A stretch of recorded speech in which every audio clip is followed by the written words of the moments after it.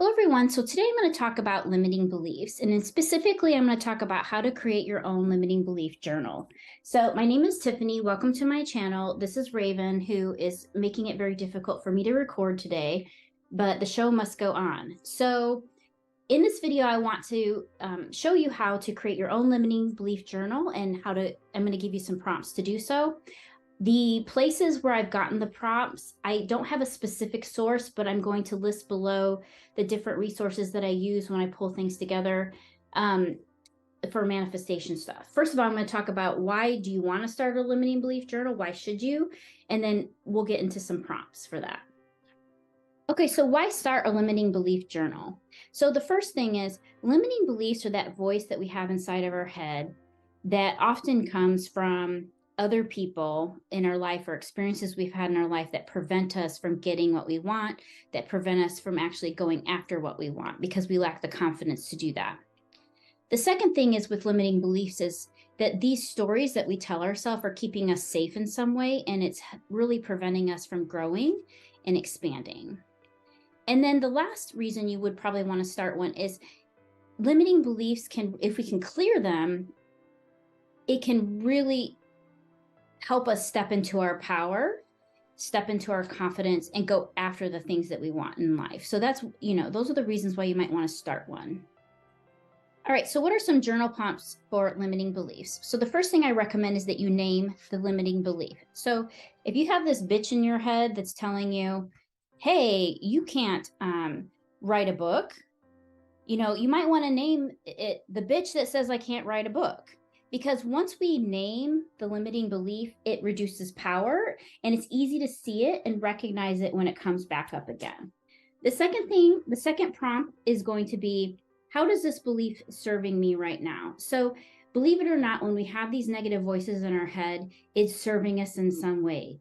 It's keeping us safe. It's preventing us from making mistakes. It's preventing us from changing our life in some way. And, there's a part of us deep inside that just wants to keep everything this, nice and safe so we don't, take any risks whatsoever.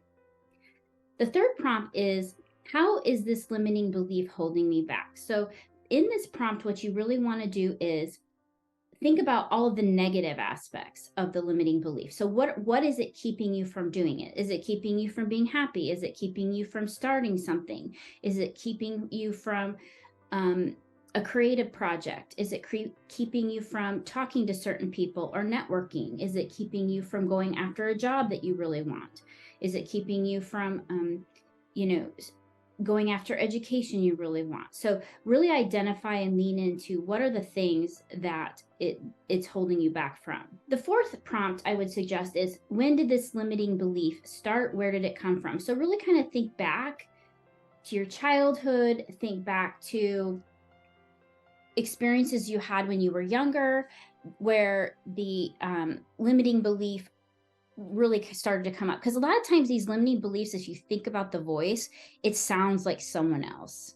Does it sound like a mother or a parent figure? Does it sound like something a teacher said to you? Does it sound like something an abusive ex-boyfriend or girlfriend said to you?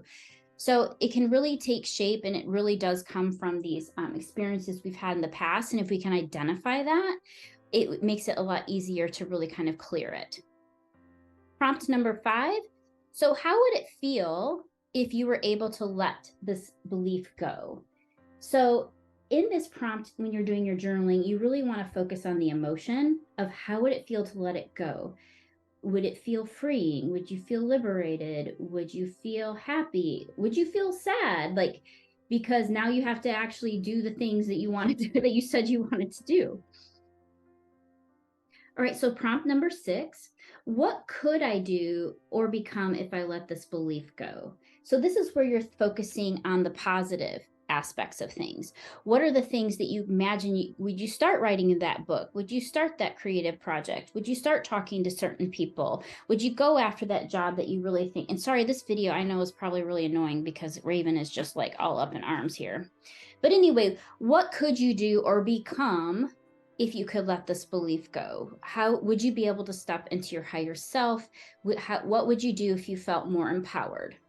Prompt number 7 is just really a commitment to yourself where you say, I am willing, or am I willing to let this belief go? Yes or no? And so, really, in your journal, you're just writing, am I willing to let this belief go? Even if it's just for that minute. You and I both know that just because we write down in a journal and we say, I'm going to let this thing go, doesn't mean it's going to be gone forever. It will probably come back. But now you can identify it. You know where it's coming from. You can handle it a lot better. So commit to yourself, yes, I'm going to let this belief go.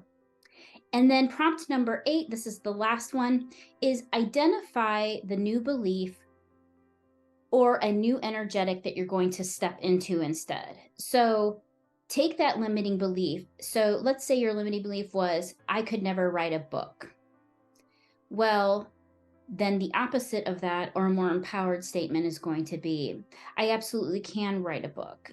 I am designed to write a book. I have the passion and the smarts and the brain to write a book. I'm a creative person, whatever it is. So really kind of taking the limiting belief that you've identified and creating a statement or brainstorming a statement that is the opposite of that, or that feels more empowering.